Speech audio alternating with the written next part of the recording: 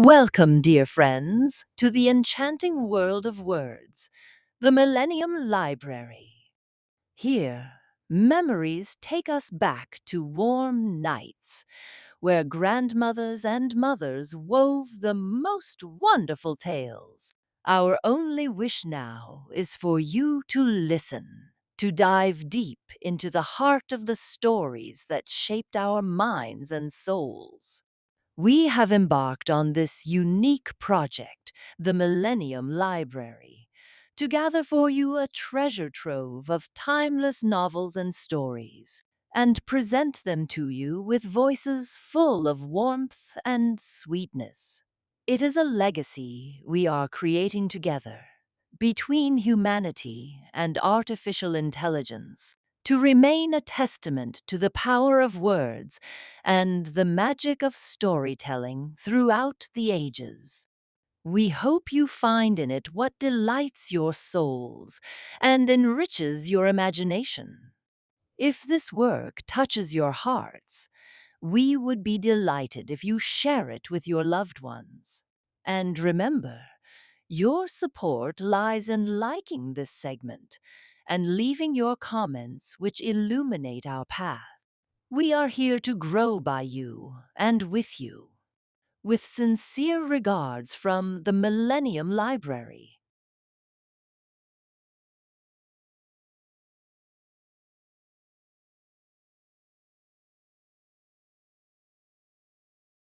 Winnie the Pooh, in which Pooh goes visiting and gets into a tight place. Edward Bear, known to his friends as Winnie the Pooh, or Pooh for short, was walking through the forest one day, humming proudly to himself. He had made up a little hum that very morning, as he was doing his stoutness exercises in front of the glass. Tra la la, tra la la la, as he stretched up as high as he could go. And then tra la la la, tra la la, oh, help la, as he tried to reach his toes. After breakfast, he had said it over and over to himself until he had learnt it off by heart. And now he was humming it right through properly. It went like this: tra la la, tra la la la, tra la la, tra la la la. Rum tum tiddle tum. Tiddle iddle, tiddle iddle. Tiddle iddle, tiddle iddle. Rum tum tum tiddle Well, he was humming this hum to himself and walking along gaily, wondering what everybody else was doing and what it felt like being somebody else, when suddenly he came to a sandy bank, and in the bank was a large hole. "Aha!" said Pooh. "Rum tum tiddlum tum. If I know anything about anything, that hole means rabbit," he said. "And rabbit means company," he said. "And company means food and listening to me humming and such like. Rum tum tum tiddle So he bent down, put his head into the hole, and called out, "Is anybody at home?" There was a sudden scuffling noise from inside the hole, and then silence. "What I said was, 'Is anybody at home?'" called out Pooh very loudly. "No," said a voice, and then added, "You needn't shout so loud. I heard you quite well the first time." "Bother!" said Pooh. "Isn't there anybody here at all?" Nobody.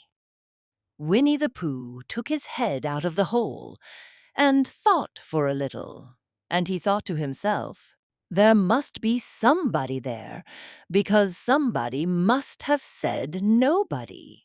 So he put his head back in the hole and said, "Hello, Rabbit, isn't that you?"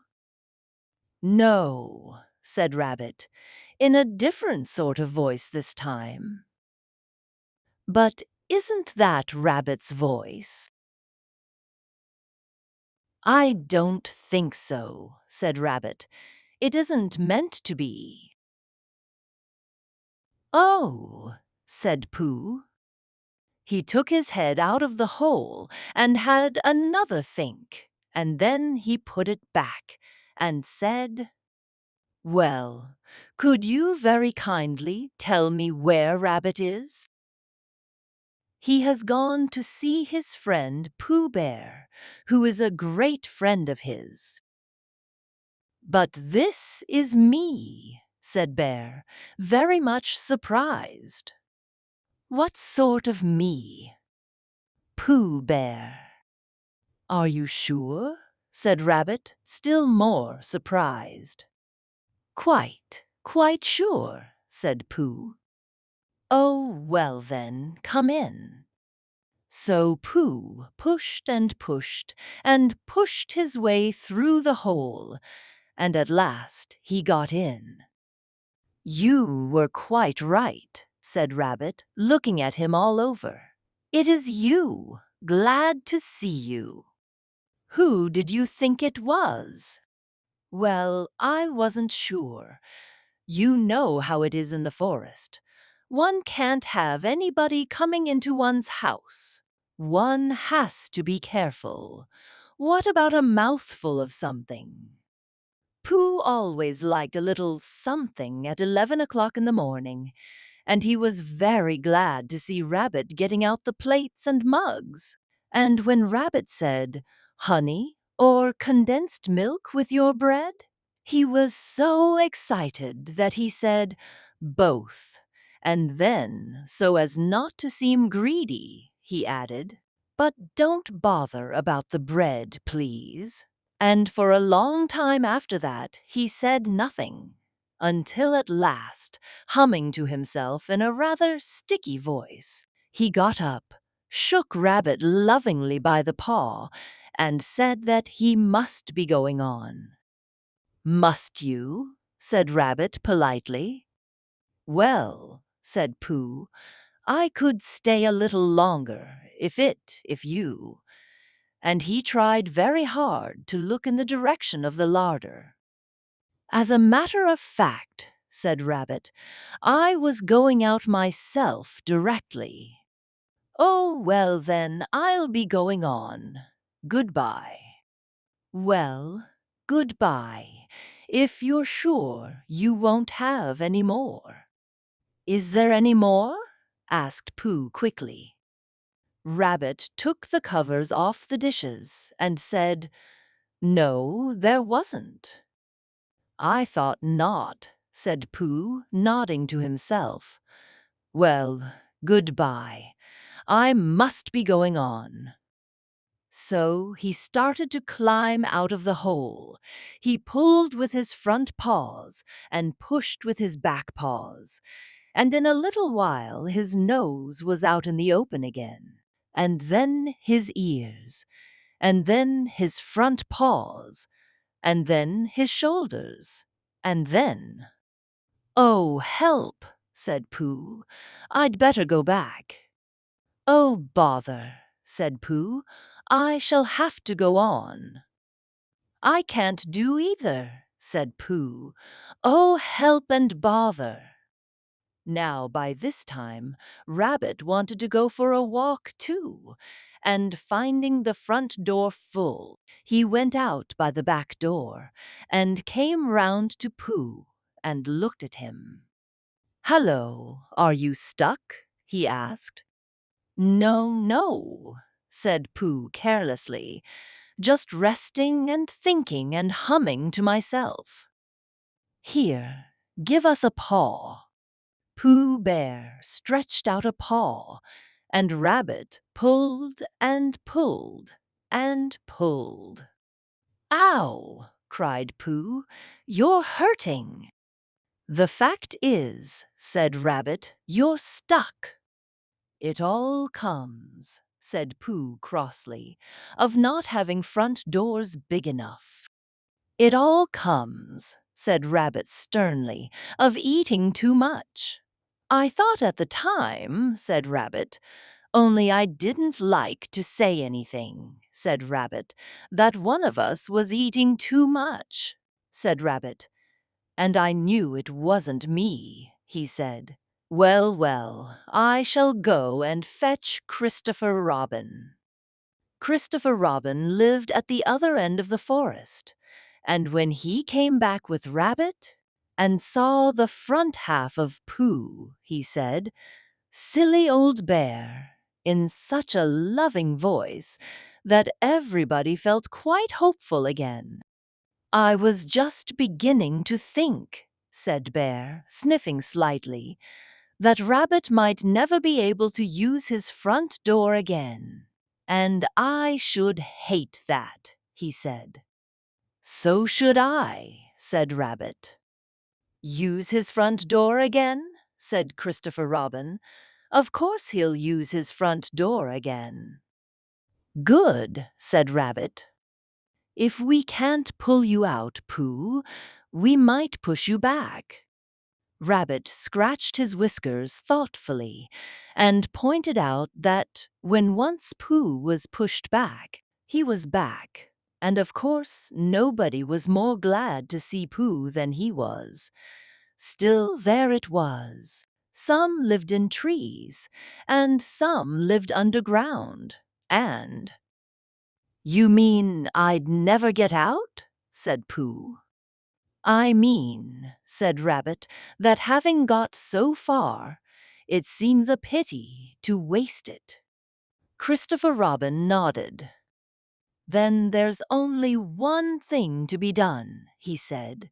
"We shall have to wait for you to get thin again." "How long does getting thin take?" asked Pooh anxiously. "About a week, I should think." "But I can't stay here for a week." "You can stay here all right, silly old bear. It's getting you out which is so difficult." "We'll read to you," said Rabbit cheerfully. "And I hope it won't snow," he added. "And I say, old fellow, you're taking up a good deal of room in my house. Do you mind if I use your back legs as a towel horse? Because, I mean, there they are doing nothing, and it would be very convenient just to hang the towels on them." "A week," said Pooh gloomily. "What about meals?" "I'm afraid no meals," said Christopher Robin, "because of getting thin quicker. But we will read to you."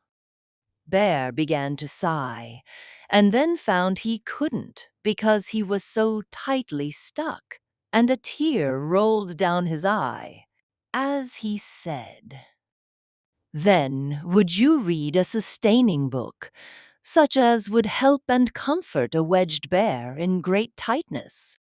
So for a week Christopher Robin read that sort of book at the north end of Pooh, and Rabbit hung his washing on the south end. And in between, Bear felt himself getting slenderer and slenderer. And at the end of the week, Christopher Robin said, "Now!" So he took hold of Pooh's front paws, and Rabbit took hold of Christopher Robin. And all Rabbit's friends and relations took hold of Rabbit, and they all pulled together. And for a long time Pooh only said, "Ow!" and "Oh!"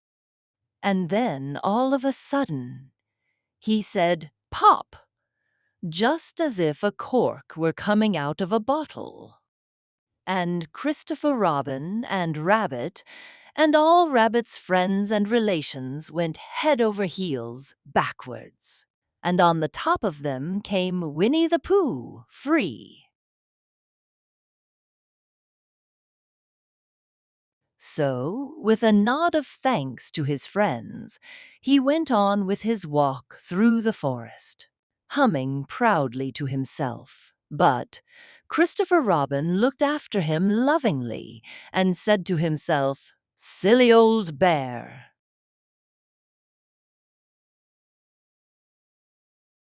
Conclusion of our journey. And so we reach the conclusion of our journey for today, within the unending worlds of words and the never folding pages of knowledge. We have spent an enjoyable and beneficial time together within the embrace of Millennium Library, where voices meet tales and a new cultural legacy is forged. We hope you have enjoyed every moment and delved deeply into the dimensions of the story or novel we presented to you. Always remember that this grand edifice, Millennium Library, is the result of a unique collaboration between human creativity and the profound depth of artificial intelligence. Our goal is to enrich your ears and minds with the treasures of world literature and to make knowledge accessible to everyone, while preserving the ownership rights of Millennium Library for this distinctive production. Don't forget to follow us and activate the notification bell to receive all new content. And share this podcast with everyone around you, for knowledge is light, and together we illuminate the paths. Until we meet again in a future episode and a new literary adventure, may you be in the care and keeping of Allah, and within the realm of immortal words. Millennium Library, where tales are embodied, knowledge is narrated, and creativity is immortalized.